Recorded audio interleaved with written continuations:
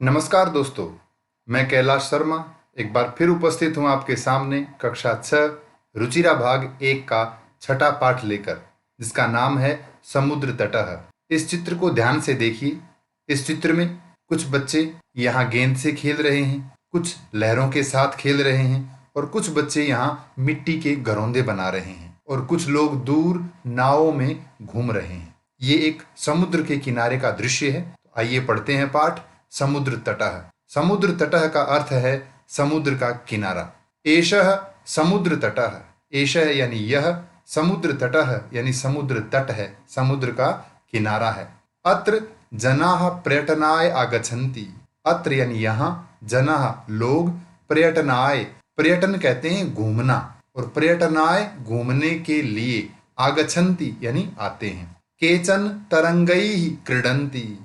केचन यानी कुछ लोग, तरंगई तरंग कहते हैं लहर को, तरंगई का अर्थ है लहरों से, क्रीडंती खेलते हैं, कुछ लोग लहरों से खेल रहे हैं। केचन च नौका भी जल विहारम कुर्वन्ति। केचन यानी कुछ लोग, च यानी और, नौका भी नावों से, जल विहारम जल विहार जल में घूमना, कुर्वन्ति करते हैं, और कुछ लोग नावों से जल विहार कर रहे हैं। तेषु उनमें से, केचन कंदुकेन क्रीडन्ति।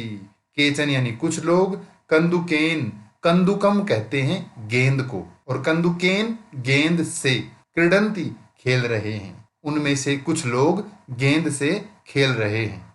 बालिकाः बालकाः च बालुका भी बालुका गृहम रचयन्ति। बालिकाः यानी लड़कियां, बालकाः यानी लड़के, च यानी और, बालुका भी बालू मिट्टी से, बालू का गृहम बालू मिट्टी का घर, रचयंती बना रहे हैं। कुछ लड़के और लड़कियां बालू मिट्टी से बालू मिट्टी का घर बना रहे हैं। मध्य मध्य बीच बीच में, तरंगाः तरंग कहते हैं लहर को, तरंगाः यानी लहरें, बालू का गृहम मिट्टी के घर को, प्रवाहयंती बहा ले जाती हैं। क्योंकि बच्चे समुद्र के किनारे मिट्टी का घरौंदा, मिट्टी का घर बना रहे हैं, तो समुद्र की लहर बीच बीच में आकर उस मिट्टी के घर को बहा ले जाती है। एषा क्रीड़ा प्रचलति एव।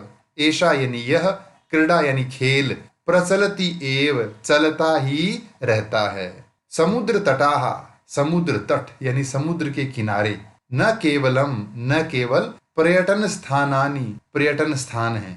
समुद्र तट जो होते हैं वो केवल पर्यटन स्थान नहीं है, यानी केवल घूमने के स्थान नहीं है। अत्र यहाँ मत्स्य जीविनः अपि स्वजीविकाम चालयन्ति। अत्र यानी यहाँ मत्स्य जीविनः यानी मछलियों से अपना जीवन यापन करने वाले, अर्थात मछुआरे, अपि भी, स्वजीविकाम अपनी जीविका को, चालयंती चलाते हैं, अर्थात अपना जीवन यापन करते हैं। ये इस गद्यांश से संबंधित कठिन शब्दार्थ।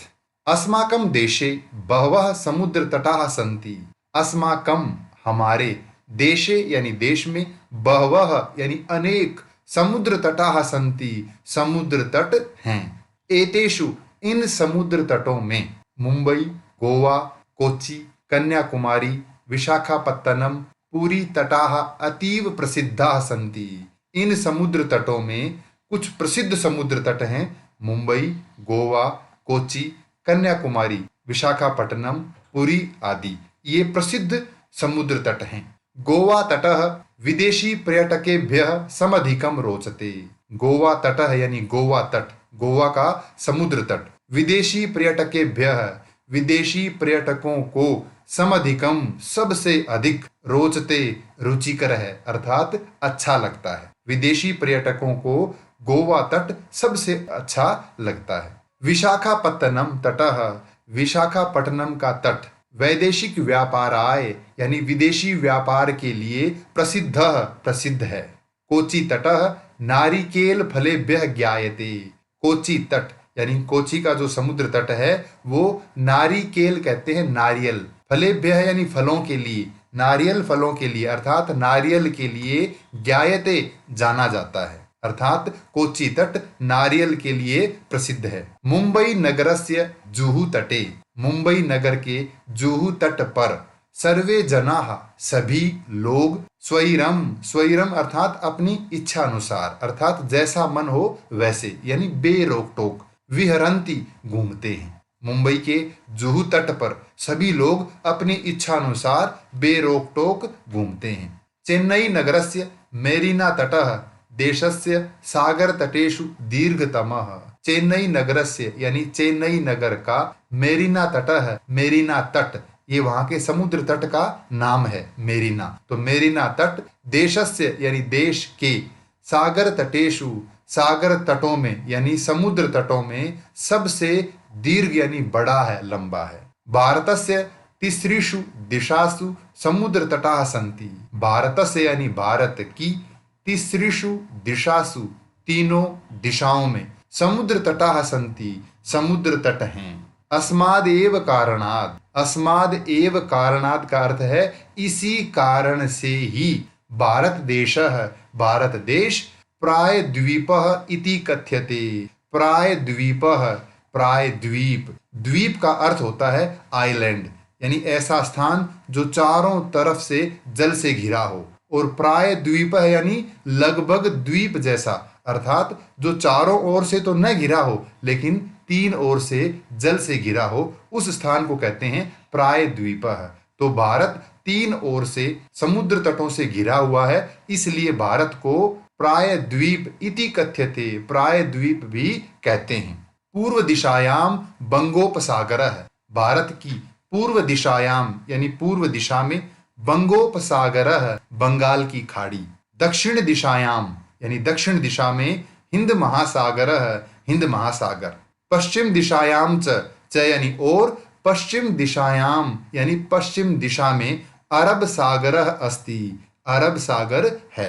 एतेषाम त्रयाणाम अपि सागराणाम, एतेषाम यानी इन, त्रयाणाम तीनों, अपि यानी भी, सागराणाम सागरों का, इन तीनों समुद्रों का, संगमः संगम कहते हैं मिलन को, इन तीनों सागरों का मिलन, कन्याकुमारी तटे भवति, कन्याकुमारी तट पर होता है, अर्थात कन्याकुमारी नामक स्थान पर ये तीनों समुद्र तट मिलते हैं, इनका संगम वहां होता है।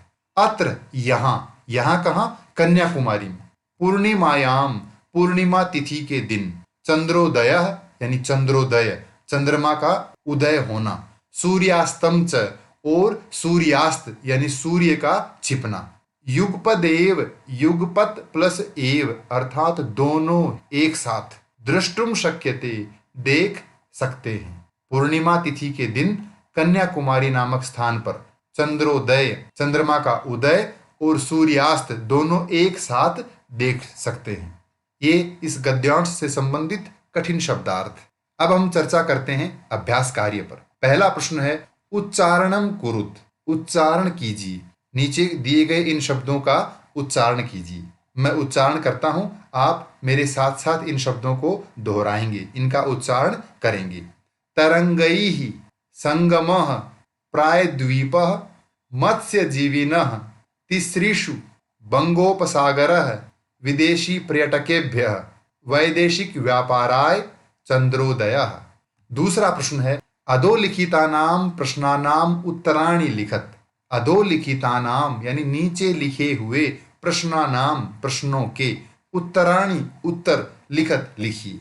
पहला है जनाः काभिः जल विहारम कुर्वन्ति। जनाः यानी लोग, काभिः किनके द्वारा, जल विहारम कुर्वन्ति जल विहार करते हैं। उत्तर है जनाः नौकाभिः जल विहारम कुर्वन्ति, लोग नावों से जल विहार कर रहे हैं। भारतस्य दीर्घतमः समुद्र तटः कः। भारत का सबसे बड़ा समुद्र तट कौन सा है। चेन्नई नगरस्य मेरीना तटः भारतस्य दीर्घतमः समुद्र तटः अस्ति। चेन्नई नगर का मेरीना तट भारत का सबसे बड़ा समुद्र तट है। जनाः कुत्र स्वैरम विहरन्ति। लोग कहां पर अपनी इच्छानुसार अर्थात बेरोक टोक घूमते हैं। मुंबई नगरस्य जुहू तटे जनाः स्वैरम विहरन्ति। मुंबई शहर के जुहू तट पर लोग अपनी इच्छानुसार घूमते हैं। बालकाः बालुकाभिः किम रचयन्ति। बालक बालू मिट्टी से क्या बना रहे हैं? बालकाः बालुकाभिः बालुका गृहं रचयन्ति। बालक बालू मिट्टी से बालुका गृहम मिट्टी का घर बना रहे हैं। कोची तटः केभ्यः ज्ञायते। कोची तट यानी कोची का समुद्र तट किसके लिए जाना जाता है? कोची तटः नारिकेल फलेभ्यः ज्ञायते। कोची तट नारियल के लिए जाना जाता है। अगला प्रश्न है, मंजूषातः पदानि चित्वा रिक्त स्थानानि पूरयत। मंजूषातः, मंजूषा कहते हैं पेटिका यानी बॉक्स को। इस बॉक्स से, इस पेटिका से पदानि चित्वा शब्द चुनकर रिक्त स्थानानि पूरयत, रिक्त स्थान खाली स्थान भरिए। कन्याकुमारी तटे त्रयाणाम सागराणाम भवति। कन्याकुमारी तट पर तीनों सागरों का होता है क्या? मिलन, और मिलन को कहते हैं संगम। तो उत्तर होगा संगमः। कन्याकुमारी तट पर तीनों सागरों का संगम होता है। भारत देशः इति कथ्यते। भारत देश को ये भी कहते हैं क्या? किस नाम से जानते हैं? प्रायद्वीपः। तो भारत देशः प्रायद्वीपः इति कथ्यते।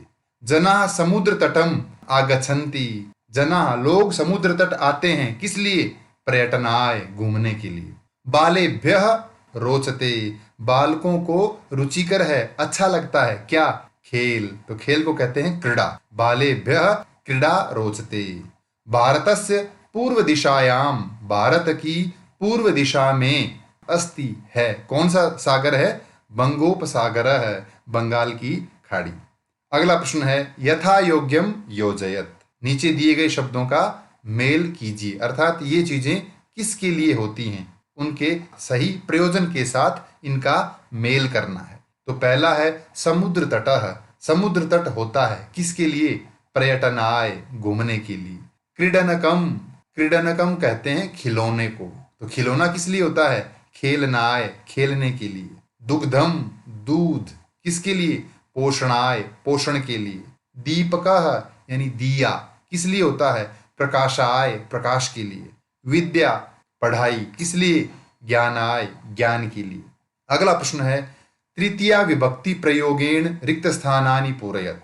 इन कोष्ठक में दिए गए शब्दों में तृतीया विभक्ति का प्रयोग करके रिक्त स्थान भरने हैं। जैसे यहाँ मित्र शब्द में तृतीया विभक्ति का प्रयोग करके ये रिक्त स्थान भरा हुआ है। पहला उदाहरण दिया है, व्योमः मित्रेण सह गच्छति। व्योम मित्र के साथ जाता है। पहला है बालकाः सह पठन्ति। बालक पढ़ते हैं किनके साथ? बालिका। तो बालिका शब्द तृतीया विभक्ति बहुवचन में बनाएंगे, बालिकाभिः।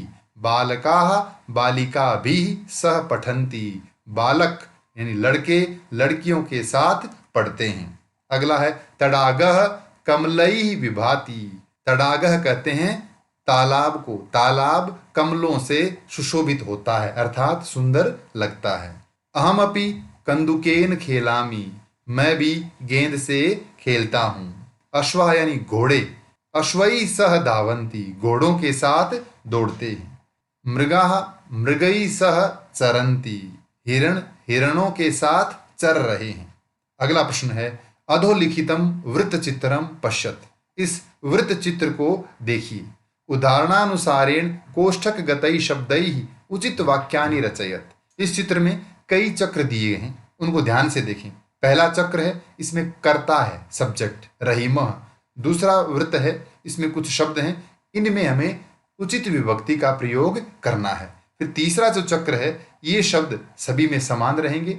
और चौथा चक्र जो है, यह है क्रिया शब्द, ये भी सब में समान रहेंगे। तो किस तरह से हम इनके वाक्य बनाएंगे? एक वाक्य समझें। पहला, रहीमः मित्र सह क्रीडति। ये एक वाक्य हमें बनाना है। तो हम बनाएंगे रहीमः मित्रेण सह क्रीडति। रहीम मित्र के साथ खेलता है। तो हमने यहाँ देखिए मित्र शब्द में तृतीय विभक्ति का प्रयोग करके ये वाक्य बना दिया। अब दूसरा बनेगा इन शब्दों से।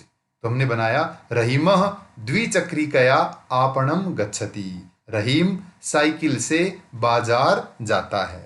तीसरा इन शब्दों से बनेगा तो होगा रहीमः कलमेन पत्रम लिखति। रहीम कलम से, लेखनी से यानी पेन से पत्र लिखता है। फिर चौथा वाक्य इन शब्दों से तो होगा रहीमः हस्तेन कंदुकम क्षिपति। रहीम हाथ से गेंद फेंकता है। पांचवा वाक्य इन शब्दों से बनेगा तो होगा रहीमः नौकया जल विहारम करोति। रहीम नौका से, नाव से जल विहार करता है। छठा वाक्य बनेगा इन शब्दों से तो होगा रहीमः चषकेन जलम पिबती। रहीम चषकेन यानी ग्लास से, जलम पिबती पानी पीता है। अगला होगा इनसे, रहीमः तूलिकया चित्रम रचयति। रहीम तूलिकया, तूलिका कहते हैं ब्रश को जिससे चित्र बनाते हैं, तो रहीम तूलिका से, कूंची से, ब्रश से चित्र बनाता है। और अंतिम है रहीमः वायुयानेन यह आगच्छत। रहीम वायुयान से अर्थात हवाई जहाज से, यह यानी कल, बीता हुआ कल, आगच्छत आया। अगला प्रश्न है कोष्ठकात उचित पद प्रयोगेण रिक्त स्थानानि पूरयत। इन कोष्ठकों में दिए गए शब्दों में से उचित शब्द चुनकर रिक्त स्थान भरिए। पहला प्रश्न है धनिकः निर्धनाय धनम ददाति। धनी व्यक्ति निर्धन को यानी गरीब को धन देता है। दूसरा है बालः पठनाय विद्यालयम गच्छति। बालक पढ़ने के लिए विद्यालय जाता है। सज्जनाः परोपकाराय जीवन्ति। सज्जन लोग परोपकार के लिए जीते हैं। प्रधानाचार्यः छात्रेभ्यः पारितोषिकम यच्छति। प्रधानाचार्य छात्रों को पारितोषिकम यानी पुरस्कार, इनाम देते हैं। शिक्षकाय नमः, अध्यापक को नमन, प्रणाम। इस पाठ से संबंधित कोई भी प्रश्न हो तो कृपया कमेंट्स में लिखकर अवश्य पूछें। धन्यवाद।